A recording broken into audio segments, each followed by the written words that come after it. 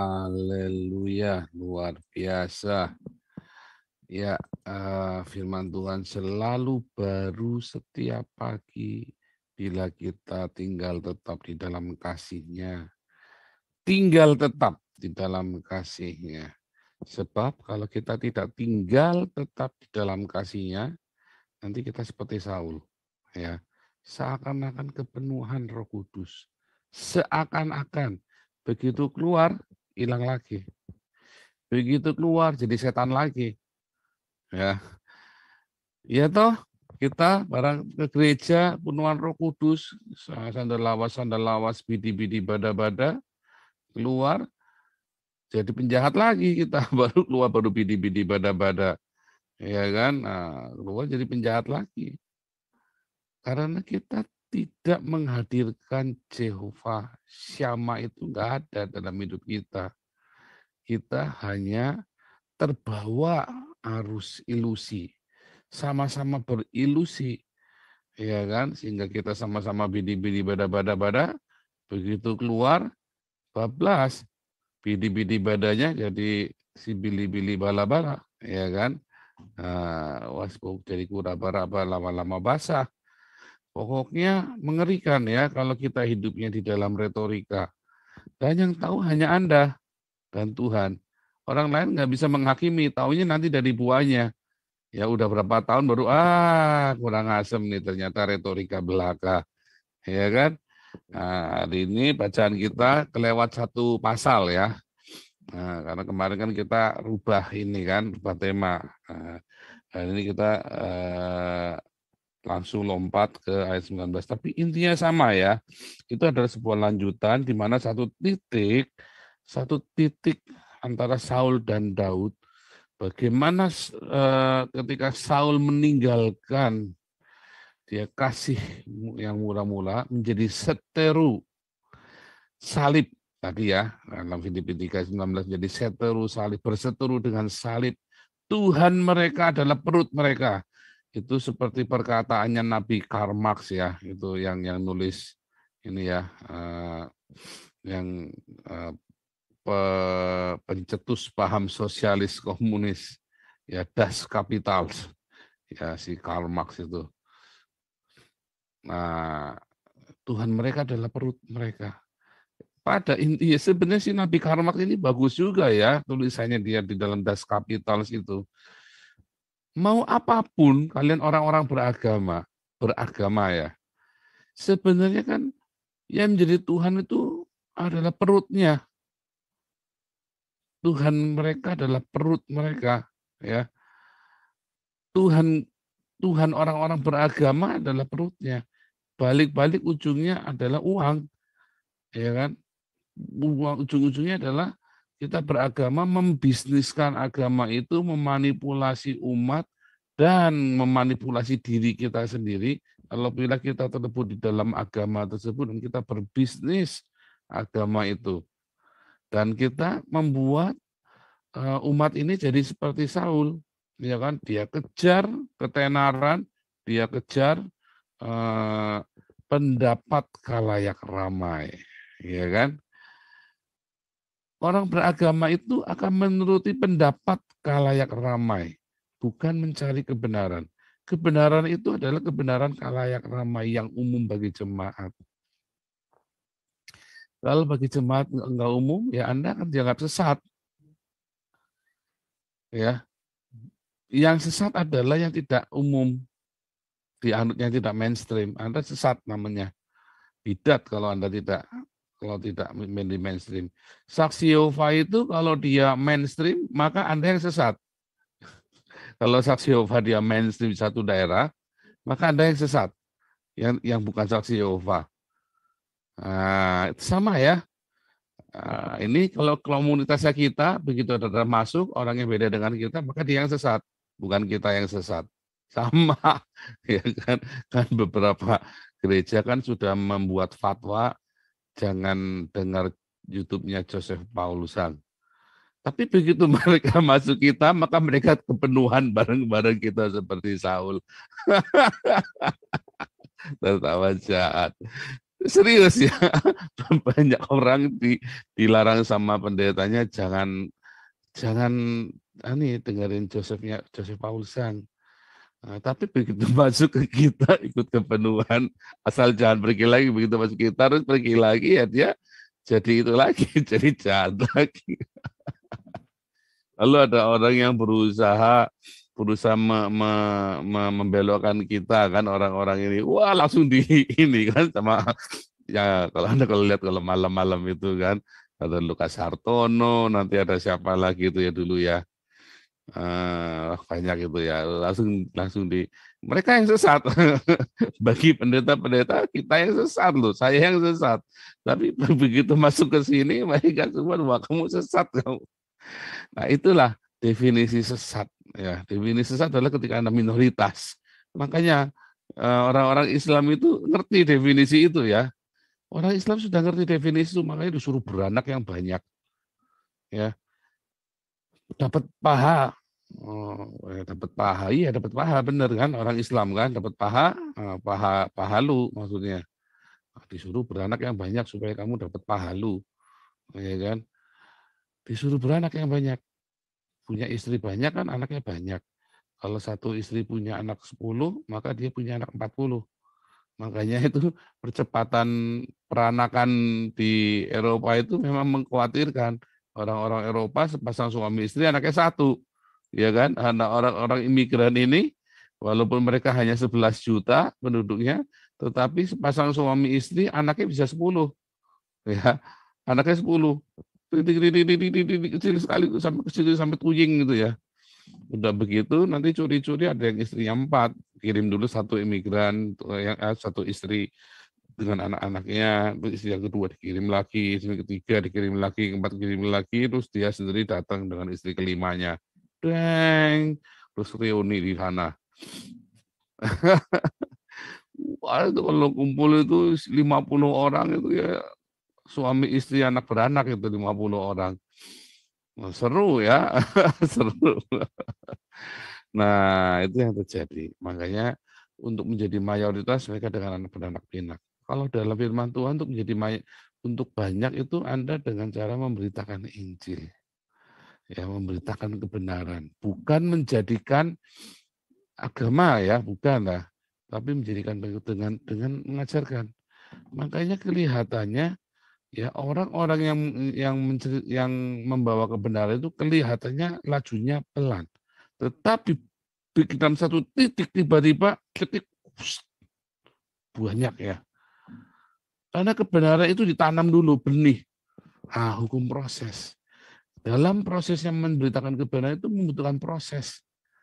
Ya, tabur benih dulu, ya dibajak dulu tanahnya, ditabur benihnya, disiram, dirawat, terus kemudian tiba-tiba banyak.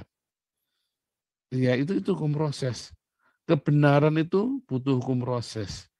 Kalau kebatilan itu nggak pakai hukum proses, pakai pedang. Ikut aku atau kubunuh kau. Ya kan?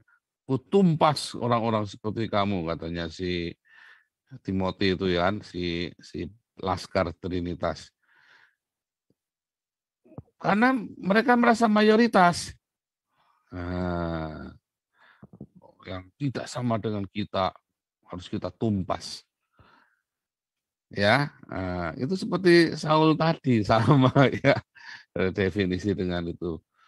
Nah, kita belajar tema ya ini menjelang tema tahun baru ya, Jehovah Shammah. Nanti kita selalu kaitannya dengan kehadiran Tuhan. Jehovah Shammah, Allah yang Maha Hadir. Ya, kalau bahasa Belandanya namanya Alomtegenwoordig. Nah, ini bahasa baru buat saya. Alomtegenwoordig. Saya baru belajar tadi pagi. Kata Jehovah Shammah, Alomtegenwoordig. Ini bagus sekali ya. Jadi Al-Om, di atas segalanya. Dia yang berkuasa atas segalanya. Dia hadir ada di mana-mana. Nah, itulah Jehovah Shammah. Nah, tugas kita adalah menghadirkan Jehovah Shammah ini. Makanya di dalam Matius disebutkan namanya akan disebut Immanuel. Itu kata namanya akan disebut apa namanya kan disebut Immanuel, bukan namanya adalah Immanuel ya. Immanuel bukan sebuah proper name.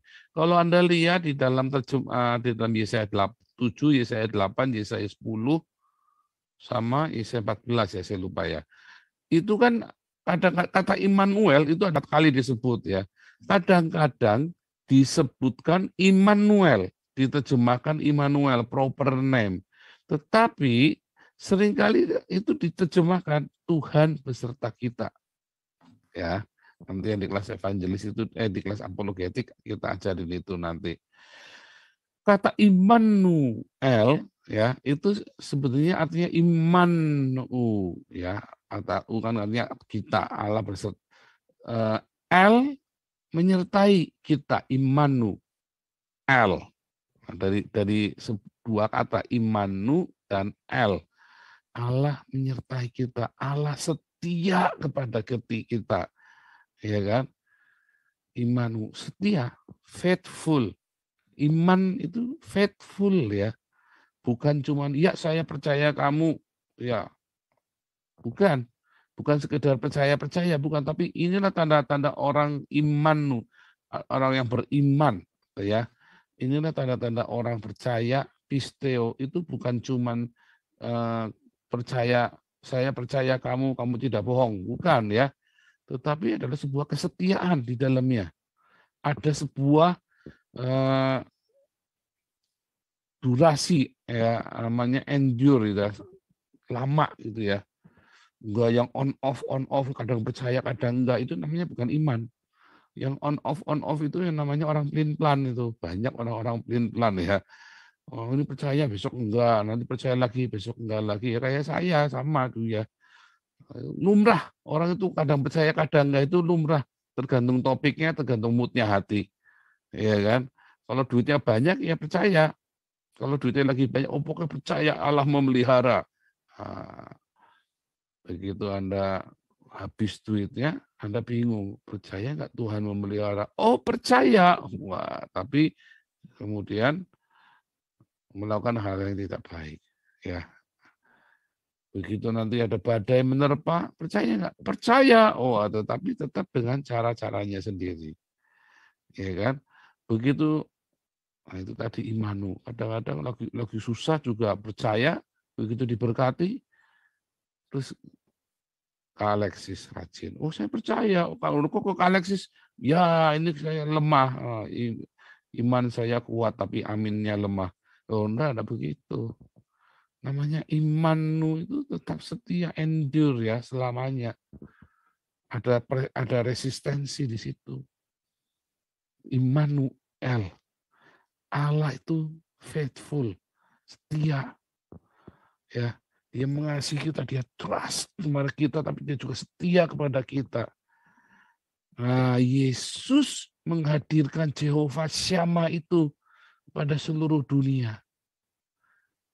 Ya, Yesus menghadirkan Jehovah Syama yang Immanuel.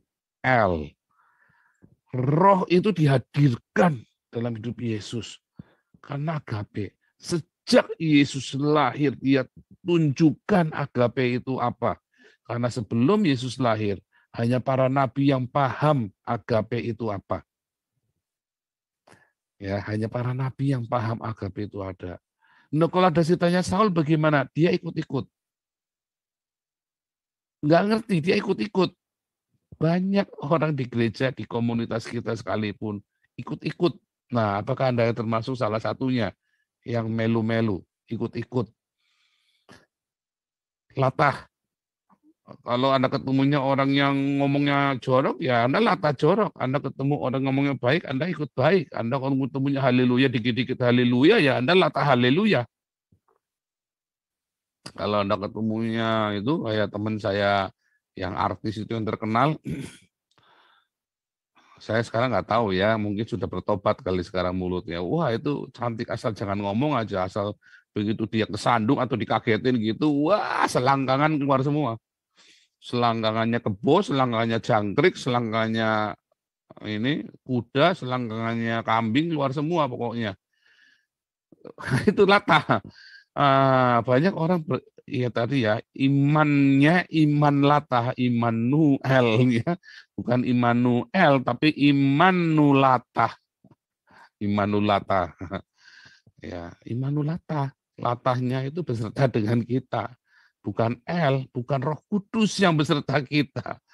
Immanuel. Yesus ya mengajarkan kepada kita agape supaya rema itu bisa sertai kita senantiasa. Yesus menunjukkan, makanya belajar, teladanilah Kristus. Nah, makanya kita sebagai anak-anak Allah, sebagai imam-imam, ya, imamat yang rajani, kita bilang, teladanilah aku seperti aku meneladani Kristus. Supaya orang bisa melihat agape itu dalam hidup kita, sehingga dia punya rema. Kita menghadirkan Immanuel, yang adalah rema. L adalah ruah, ruah adalah rema kan? Dafar, kita sudah belajar itu. Ya, nah, nanti lihat ya yang baru-baru, lihat di ibadah hari Minggu Koinonia online yang judulnya Baptisan Roh Kudus dan Bahasa Roh. Juga di ini ya yang mendengar suara Tuhan. Nanti saya mau upload lupa terus ya. Nah, itu mendengar suara Tuhan. Kita belajar itu ya. Agape itu nanti yang kalau ketemu dengan logos itu yang menghasilkan rema. Nah, Immanuel, rema itu selalu bersama dengan kita. Senantiasa. Makanya nanti ada Filipi 3. Tetapi di dalam Matius 1 itu tadi diakhiri dengan tetapi ia tidak bersetubuh dengan Maria.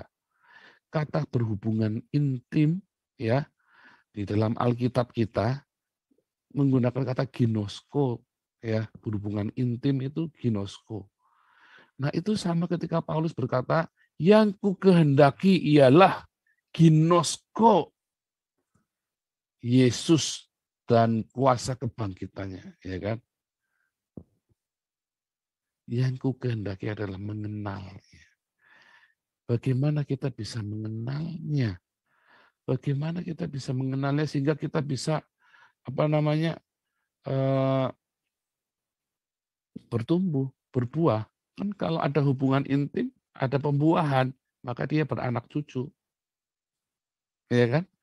Supaya Anda berbuah roh, berbuah jiwa-jiwa. Orang Kristen kalau tidak ada ginosko, tidak ada pengenalan akan Allah, Anda nggak bisa berbuah loh. Tinggallah di dalam kasihku, ya, dan remaku tinggal di dalammu, maka engkau akan berbuah banyak. Harus ginosko. Bagaimana ginosko itu supaya Anda bisa ginosko? Anda harus tinggalkan masa lalu Anda. Anda harus tinggalkan sangkal diri pikul salib. Tinggalkan ego, tinggalkan dendam, tinggalkan masa lalu, kesuksesan dan kegagalan. Ya, tadi ayatnya di mana, Mas? Tolong ditampilkan ya. Aku melupakan apa yang di belakangku. Ketika Rasul Paulus berkata, aku melupakan, itu benar-benar suksesnya pun dilupakan loh. Paulus itu bukan cuma orang gagal saja. Ya, dia memang penganiaya jemaat, itu sangat buruk. Tetapi ia juga orang yang sukses. Dan ia lupakan, baik itu sukses dan gagal. Orang-orang yang tidak bisa menyangkal kesuksesan dan kegagalannya, dan dia hidup dengan kesuksesannya. Kalau dia sukses kan, wah dulu saya ini si gembala sapi misalnya kan. Dulu saya ini direktur sebuah perusahaan. Dulu saya ini presiden dari LSM apa misalnya. Dulu. Padahal sekarang udah kere. Tapi ceritanya dulu ada ya orang yang begitu ya. Selalu ceritanya dulu, teman saya ini, teman saya itu, dulu. Padahal dia sudah terpuruk jatuh, dia nggak bisa bangun, tapi ceritanya selalu dulu. Bahkan sudah di tempat itu sudah sekarat. Dulu, dia nggak bisa move on. Nah, walaupun itu kalau gagal memang kita sudah tahu harus kita lupakan. Masalahnya kesuksesan Anda bisa nggak lupakan kesuksesan itu? Dulu, forget it. Lupakan sukses, lupakan gagal. Ada mah tadi mah, tampilkan. Ya, aku melupakan apa yang telah di belakangku dan mengarahkan diri kepada apa yang di hadapanku. Dan berlari-lari. Coba lanjut ya, 14. Dan berlari kepada tujuan. Ya, untuk memperoleh hadiah, yaitu panggilan surgawi dari Allah dalam Kristus Yesus. Mau Anda berhasil, mau Anda gagal, dunia jauh di belakang kita. Tinggalkan. Jangan bilang dulu, ya, hari ini. Dulu saya pendeta hebat, dulu saya khotbah di RCTI, dulu, dulu saya penginjilan, saya ini. Sekarang, dan tujuan kita apa di depan? Nah, terus berlari-lari pada tujuan untuk memperoleh hadiah itu panggilan surgawi dari Allah dalam Kristus Yesus. Supaya kita bisa ginosko kepada Tuhan Yesus. Kita harus lupakan, tinggalkan. Kenapa Anda tidak bisa kenal dengan suami Anda dan istri Anda? Karena Anda terperangkap dengan istri Anda yang cantik dulu, istri Anda yang wangi dulu. Dulu baunya Mary Bell, sekarang baunya bawang putih. Ya kan? Oh, dulu baunya Pierre Cardin, sekarang baunya beda. Dan Anda masih terngiang-ngiang begitu Anda hidup dalam kenyataan, mau tidur atau bangun tidur, dring. Waduh, kok bawang putih semua? Kamu naruh bawang putih di kasur ya? Nah ini segede-gede gini bawang putih semua ini. Misalnya begitu kan. Kamu naruh ikan asin ya? Karena dia terjebak dengan dulu. Dan kita sendiri juga terjebak dengan dulu. Sehingga kita lupa hari ini. Ya, kita nggak realistis. Dulu, hiduplah di hari ini. Tetapi menyongsong masa depan. Lari, sangkal diri, pikul salib. Karena kita punya satu panggilan yang luar biasa. Untuk kita bisa ginosko, kita bebas menghadirkan Jehovah Syama itu. Nah, Saul terperangkap. Dulu saya ini orang hebat, saya ini orang pilihan, dulu. Dia lupa hari ini dia sudah tinggalkan Tuhan. Orang Tuhan sudah undur dari hidupnya. Dia selalu teringat dengan prestasi-prestasi di masa lalu. Ya, terima kenyataan ketika kita gagal, terima kenyataan kalau kita hari ini kita sukses. Terima kenyataan semua, bereskan. Itu namanya berdamai dengan diri sendiri ya. Berdamai dengan kesuksesan dan berdamai dengan masa lalu. Banyak wanita-wanita cantik, begitu sudah tua, dia nggak bisa berdamai dengan masa lalunya ya. Sudah tua, keriput, diselingkuhi sama suaminya. Dia nggak bisa terima kenyataan bahwa dulu saya ini ratu kecantikan. Dulu. Dan dia nggak bisa mengenal Tuhan Yesus. Karena dia terperangkap di sana. Dia terperangkap di dalam kecantikannya, di dalam kegagahannya, di dalam kesuksesannya, juga di dalam kegagalannya tentu saja. Ya, kita sama-sama tahu kalau kamu gagal mah oke tunggal gampang ya, pengen lupain gagal. Tapi berdamai dengan kesuksesan itu sulit loh. Ya, karena itu monumennya kita kan, kebanggaannya kita. Ya, tapi itu Tuhan bilang tinggalkan. Justru itu kesuksesan di masa lalu itu adalah penghalang yang lebih besar daripada kegagalan loh untuk mengenal Tuhan dan untuk bahkan untuk sukses di hidup kita di dunia ini. Kita terperangkap dalam jebakan monumen-monumen kita, ya dipatungkan, dimonumenkan, terus kita berhenti di situ, kita mengagumi diri kita Seperti legendanya siapa itu Yunani itu ya, yang mengagumi dirinya sendiri, narsis, ya, narsismus. Itu begitu ya. Ayo kita tinggalkan, fokus ya, supaya kita bisa menghadirkan Kristus. Fokus. Apa yang bisa kita lakukan? Kita berlari-lari ya. Dengan sangkal diri, pikul salib, diakonia, marturia, jangan cita dulu lagi. Citanya hari ini, dan apakah hari ini kita masih marturia, apakah kita hari ini masih diakonia? Jangan cita dulu, dulu mau udah lewat. Ada satu rektornya STT ngomong-ngomong sama saya, dulu saya begini, wah Pak Paul nggak ada apa-apanya dengan saya dulu waktu penginjilan. Dulu ya Pak, dulu, sekarang udah enggak, iya. Sekarang udah enggak dulu. Jangan. Karena Tuhan Yesus berkata, berbahagialah para hamba yang didapati oleh tuannya sedang bekerja ketika tuannya itu datang. Bukan dulu. Bukan dulu sudah, wah saya lebih hebat dulu. Sekarang, waktu Tuhan datang. Ya, itulah kuncinya ginosko. Ya, kunci Anda bisa ginosko, bisa intim dengan Tuhan adalah hari ini, bukan masa lalu. Intim itu hari ini, bukan dulu. Intim itu hari ini.